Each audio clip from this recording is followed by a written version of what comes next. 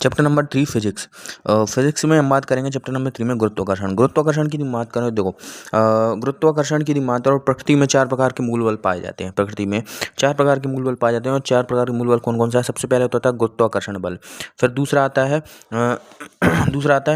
दुर्बल अंतराणविक बल। ठीक है, पहला आता है गुरुत्वाकर्षण बल जो कि सबसे कमजोर बल होता है, दूसरा आता है दुर्बल अंतराणविक बल, तीसरा आता है विद्युत चुम्बकीय बल और चौथा आता है तीव्र नाभिकीय बल। ठीक है, तीव्र नाभिकीय बल जो सबसे स्ट्रॉन्ग फोर्स होता है। और चारों का अनुपात देखें तो हम कितना कितना होता है, कितना अनुपात होता है? 1:10⁻25, 10⁻36 और 10⁻38, ये 3 का अनुपात होता है। तो हमने 4 बल कौन कौन से देखे? गुरुत्वाकर्षण बल, दुर्बल अंतराणविक बल, ठीक है, विद्युत चुम्बकीय बल और तीव्र नाभिकीय बल, जिसमें हम बात करेंगे गुरुत्वाकर्षण के बारे में। तो गुरुत्वाकर्षण बल के ये बारे में यदि हम बात करें तो ये देखो एक प्रकार का आकर्षण बल होता है जो कि दो वस्तुओं के मध्य द्रव्यमानों में अंतर के कारण लगता है और ये सर्वव्यापी बल होता है, सभी जगह पर लगता है। ठीक है, भारी वस्तु जो होती है हल्की वस्तु पर अपनी ओर आकर्षण बल लगाती है, उसे क्या कहता है? गुरुत्वाकर्षण बल कहा जाता है। लगाती है। ठीक है, गुरुत्वाकर्षण की उत्पत्ति दो वस्तुओं के मध्य द्रव्यमानों के अंतर कारण होती है। ठीक है, अब हम देखेंगे न्यूटन का गुरुत्वाकर्षण का नियम। न्यूटन का गुरुत्वाकर्षण नियम क्या कहता है? न्यूटन का गुरुत्वाकर्षण नियम कहता है यदि m1 और m2 द्रव्यमान के दो पिंड हैं और वे एक दूसरे से r दूरी पर रखे हुए हैं तो उनके मध्य लगने वाला गुरुत्वाकर्षण बल उनके द्रव्यमानों के गुणनफल के तो समानुपाती और उनके बीच की दूरी के वर्ग के व्युत्क्रमानुपाती होता है, अर्थात f व्युत्क्रमानुपाती m1 m2 अपॉन में r स्क्वायर। यहाँ पर व्युत्क्रमानुपाती का चिन्ह हटाएंगे तो f बराबर g m1 m2 अपॉन में r स्क्वायर हो जाएगा। g क्या है? यहाँ पर सार्वत्रिक गुरुत्वाकर्षण नियतांक है जिसका मान कितना होता है? 6.67 इंटू 10 की पावर 11 न्यूटन मीटर स्क्वायर प्रति किलोग्राम स्क्वायर हो जाता है। ठीक है, न्यूटन मीटर स्क्वायर प्रति किलोग्राम स्क्वायर हो जाता है। ये क्या है? सार्वत्रिक गुरुत्वाकर्षण नियतांक है। अब हम अगली चीज़ देखेंगे जिसे कहता है गुरुत्वीय त्वरण। गुरुत्वीय त्वरण को स्मॉल g से प्रदर्शित किया जाता है। ठीक है, गुरुत्वीय त्वरण क्या होता है? ठीक है, जब कोई पिंड किसी वस्तु को अपनी ओर जिस बल से खींचता है उसे क्या कहता है? गुरुत्वीय त्वरण कहा जाता है। ठीक है, पृथ्वी की ओर गति करती वस्तु के वेग में समय के सापेक्ष परिवर्तन की दर गुरुत्वीय त्वरण कहलाती है। पृथ्वी की ओर गति करती वस्तु के वेग में समय के सापेक्ष परिवर्तन की दर गुरुत्वीय त्वरण कहलाती है। और गुरुत्वीय त्वरण का फॉर्मूला क्या होता है? g बराबर gm अपॉन में r स्क्वायर होता है। यहाँ पर g क्या है? सार्वत्रिक गुरुत्वाकर्षण नियतांक है, m क्या है? ग्रह का द्रव्यमान है और r क्या है? ग्रह की त्रिज्या है। अर्थात वस्तु के भार पर g का मान निर्भर नहीं करता है। वस्तु के द्रव्यमान पर निर्भर नहीं करता है। ठीक है, पृथ्वी पर g का मान कितना होता है? तो 9.8 मीटर पर सेकंड होता है और चंद्रमा पर 9.8 की अपॉन में 6 मीटर पर सेकंड स्क्वायर होता है चंद्रमा पर g का मान। ठीक है, अब पृथ्वी पर g का मान कैसे कैसे बदलता है? तो देखो पृथ्वी के केंद्र पर g का मान क्या होता है? 0 होता है। ठीक है, पृथ्वी के सतह से ऊपर जाने पर देखो पृथ्वी सतह पर g का मान सबसे अधिकतम होता है। इसमें भी हम सबसे ज़्यादा बात करें तो सबसे ज़्यादा कहाँ होता है? ध्रुवों पर होता है और विषुवत रेखा पर इससे कम होता है। ठीक है, विषुवत रेखा पर कम होता है। ठीक है, और हम बात करें पृथ्वी सतह से ऊपर जाने पर पृथ्वी का मान क्या हो जाता है? कम हो जाता है और पृथ्वी सतह से नीचे जाने पर भी g का मान कम होता है। पृथ्वी गुरुत्वाकर्षण क्षेत्र से बाहर निकल जाए तो g का मान क्या हो जाता है? 0 हो जाता है। और यदि किसी ग्रह की घूर्णन गति बढ़ा दी जाए तो g का मान भी बढ़ जाता है। इन सभी चीज़ों पर g का मान निर्भर करता है। ठीक है, इन सभी पर g का मान निर्भर करता है। ठीक है, अब हम बात करेंगे भार, वेट के बारे में। वेट, भार क्या होता है? ठीक है, भार क्या होता है? भार की मात्रा देखो किसी वस्तु पर उसके ग्रह द्वारा लगाया गया गुरुत्वाकर्षण बल क्या कहलाता है? भार कहलाता है। और भार का फॉर्मूला क्या होता है? भार का फॉर्मूला होता है mg। ठीक है, m इंटू जी होता है। ठीक है, भार का, वेट का फॉर्मूला क्या होता है? m इंटू जी। ठीक है, m क्या है? द्रव्यमान और g क्या है? गुरुत्वीय त्वरण। देखो एक बार सुन लो। और भार क्या होता है? किसी ग्रह द्वारा उस वस्तु पर लगाए किसी वस्तु पर उसके ग्रह द्वारा लगाया गया आकर्षण बल क्या कहलाता है? भार कहलाता है। लगाया गया गुरुत्वाकर्षण बल या आकर्षण बल क्या कहलाता है? भार कहलाता है। और भार बराबर w बराबर mg होता है। ठीक है, mg होता है। ठीक है, भार क्या एक सदिश राशि होती है। भार का मान किन किन पर डिपेंड करता है? तो जी का मान जिस पर डिपेंड करेगा तो भार का मान भी उस पर डिपेंड करता है। ठीक है, इसका मात्रक क्या होता है? इसका मात्रक न्यूटन होता है। ठीक है, न्यूटन होता है या किलोग्राम भार भी होता है। ठीक है, किलोग्राम भार भी होता है। ठीक है, अब आते हैं गुरुत्वीय गति के समीकरण। ठीक है, देखो गुरुत्वीय गति के समीकरण किससे बने हैं? गति के समीकरण से बने हैं। गति के समीकरण देने वाला व्यक्ति कौन था? गैलीलियो था।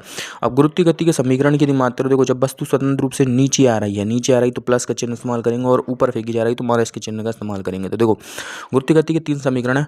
ठीक है, v बराबर u प्लस जी टी। ठीक है, v बराबर u प्लस जी टी पहला हो गया। ठीक है, और वस्तु स्वतंत्र रूप से नीचे आ रही है और ऊपर फेंकी जा रही है तो माइनस लगा देंगे इसमें। ठीक है, दूसरा फॉर्मूला था v स्क्वायर बराबर u square plus 2g H, ठीक है, 2GH। वी बराबर यू स्क्वायर प्लस 2GH, ये फॉर्मूला हो जाता है दूसरा, ठीक है। वी बराबर यू स्क्वायर प्लस 2GH हो जाता है। और तीसरा फॉर्मूला क्या होता है, एच बराबर U T plus half G T square होता है, ठीक है। U T plus half G T square होता है। और ऊपर फेंकी जा रही तो माइनस लगा देंगे, माइनस लगा देंगे। देखो जो हमने देखा था ना, बी बराबर वी स्क्वायर बराबर यू स्क्वायर प्लस 2GH होता है। वी स्क्वायर बराबर यू स्क्वायर प्लस 2GH होता है, 2GH होता है, ठीक है। ठीक है। अब कुछ फैक्ट की बात कर ले, जैसे कि वस्तु के धरातल से टकराने से तुरंत पहले गतिज ऊर्जा का मान अधिकतम होता है, ठीक है, अधिकतम होता है। जब वस्तु नीचे छोड़ी जाती है तब जी होता है, जब वस्तु ऊपर फेंकी जाती है तो माइनस जी होता है, ठीक है, माइनस जी होता है। जब वस्तु ऊपर की ओर फेंकी जाती है तब ऊपर जाने में जितना समय लगता है वापस आने में भी उतना ही समय लगता है, उतना ही समय लगता है, ठीक है, उतना ही समय लगता है, ठीक है। अब हम बात करेंगे लिफ्ट में गति। लिफ्ट में किस प्रकार गति होती है, तो उसके 5 केस बनते हैं। जब लिफ्ट एक समान त्वरण से नीचे आ रही हो, ठीक है, हाँ, जब ठीक है, जब ठीक है, जब एक समान त्वरण से नीचे आ रही हो, एक समान वेग से, एक समान वेग से, जब लिफ्ट, केस नंबर 1, जब लिफ्ट एक समान वेग से नीचे आ रही हो तो त्वरण का मान क्या होगा, 0 होगा। तो भार में कोई परिवर्तन महसूस नहीं होगा, ठीक है, भार में कोई परिवर्तन महसूस नहीं होगा। केस नंबर 2, जब लिफ्ट ए त्वरण से नीचे आ रही हो, ए त्वरण से नीचे आ रही हो तो भार में कमी महसूस होगी, ठीक है, भार में कमी महसूस होती है। जब लिफ्ट ए त्वरण से ऊपर जा रही हो तो भार में अधिकता महसूस होती है। जब लिफ्ट की डोरी टूट जाए, लिफ्ट की डोरी टूट जाए तो भार कैसा हो जाएगा, भारहीनता महसूस होगी, भारहीनता महसूस होगी। केस नंबर 5, जब ठीक है, जब ए का मान यानी कि त्वरण का मान जी के मान से अधिक हो जाए तो व्यक्ति, उसमें बैठा व्यक्ति तेज उछलेगा और ऊपर छत से टकरा जाएगा, जिसके 5 केस होते हैं। अब हम देखेंगे पलायन वेग के बारे में। पलायन वेग को वी ई से प्रदर्शित किया जाता है। तो पलायन वेग क्या होता है, किसी वस्तु को दिया जाने वाला वह न्यूनतम प्रारंभिक वेग जिस पर वह उस ग्रह के गुरुत्वीय क्षेत्र से बाहर निकल जाए उसे क्या कहता है, पलायन वेग कहता है। तो पलायन वेग का फॉर्मूला क्या होता है, पलायन वेग के 3 फॉर्मूले होते हैं। पहला फॉर्मूला वी ई बराबर अंडर रूड 2gm/r, ठीक है, 2gm/r। वी ई बराबर अंडर रूट 2gm/r होता है, ठीक है, पलायन वेग का फॉर्मूला, ठीक है। तो पलायन वेग का फॉर्मूला, तो जी क्या है यहाँ पर, सार्वत्रिक गुरुत्वाकर्षण नियतांक, एम क्या है, ग्रह का द्रव्यमान है, और आर क्या है, ग्रह की त्रिज्या। अर्थात पलायन वेग का मान ना तो प्रक्षेपण कोण पर निर्भर करता है, ना ही वस्तु के भार पर निर्भर करेगा, थीटा पर निर्भर नहीं करता और ना ही वस्तु के द्रव्यमान या भार पर निर्भर करता है, ठीक है। पृथ्वी पर पलायन वेग का मान कितना होता है, 11.2 मीटर पर सेकंड होता है, ठीक है, मीटर पर सेकंड होता है। और चंद्रमा पर पलायन वेग का मान कितना होता है, 2.4 किलोमीटर पर सेकंड, सॉरी, पृथ्वी पर पलायन वेग का मान होता है 11.2 किलोमीटर पर सेकंड होता है, जबकि चंद्रमा पर पलायन वेग का मान होता है 2.4 किलोमीटर पर सेकंड, ठीक है। चंद्रमा पर पलायन वेग का मान बहुत कम होता है, इसलिए यहाँ पर गैसें जो हो जाती हैं वह पलायन कर जाती हैं, इसलिए यहाँ पर ध्वनि नहीं सुनी जा सकती, ठीक है, इसलिए यहाँ पर वायुमंडल नहीं होता और उसमें ध्वनि नहीं सुनी जा सकती। पलायन वेग का दूसरा फॉर्मूला भी हम बना लेते हैं, कैसे, वी ई बराबर अंडर रूड 2gm/r होता है। तो ऊपर r से इंटू कर देंगे, नीचे r से इंटू कर देंगे, तो क्या बन जाएगा, 2gr/r² बन जाएगा, ठीक है, r² बन जाएगा। तो ये किसका फॉर्मूला बन गया, g का फॉर्मूला बन गया। तो क्या हो जाएगा, तो हो जाएगा वी ई बराबर 2rg, ठीक है, 2rg हो जाएगा, 2rg हो जाएगा, स्मॉल वाला g हो जाएगा, ठीक है। और हमें निकालना है कक्षीय वेग, ठीक है, उपग्रह का कक्षीय वेग v0, ठीक है, v0 बराबर उपग्रह का कक्षीय वेग निकालना है। तो उपग्रह का कक्षीय वेग v0 बराबर √2 इंटू पलायन वेग, ठीक है, इंटू पलायन वेग, सॉरी का उल्टा कह दिया मैंने, ठीक है। पलायन वेग वी ई बराबर, ठीक है, पलायन वेग वी ई बराबर, गलत है ये, ठीक है, सही क्या है, पलायन वेग वी ई बराबर √2 इंटू ग्रह का कक्षीय वेग, ठीक है, ये तीसरा फॉर्मूला हो जाता है। अब हम बात करेंगे केपलर के ग्रहों की गति के नियम, ठीक है, केपलर के ग्रहों की गति नियम। केपलर ने ग्रहों से संबंधित गति के 3 नियम दिए थे। गति का प्रथम नियम, ठीक है, गति का प्रथम नियम क्या कहता है कि सभी ग्रह और उपग्रह, ठीक है, सौरमंडल के सभी ग्रह और उपग्रह वृत्ताकार या दीर्घवृत्ताकार कक्षा में गति करते हैं, ठीक है, सौरमंडल के सभी ग्रह उपग्रह वृत्ताकार या दीर्घवृत्ताकार पथ पर गति करते हैं तथा उनके अक्ष पर कौन होता है, सूर्य होता है, ये पहला नियम है, ठीक है।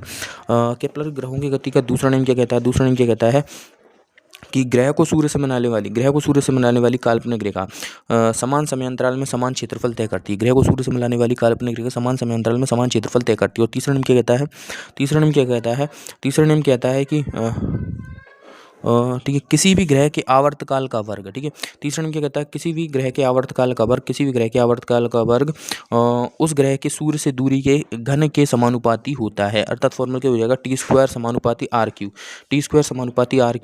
हो जाएगा, ठीक है, t² समानुपाती r³ हो जाएगा, ठीक है। अब ये कुछ सवाल आते हैं, सवाल की माँ की आँख, इसके बाद हम बात करेंगे, देखो सवाल ही सवाल हैं, सवाल तो अपन देख लेंगे, यहाँ तक ये अपना चैप्टर कंप्लीट होता है। ठीक है, यहाँ तक अपना चैप्टर कंप्लीट होता है।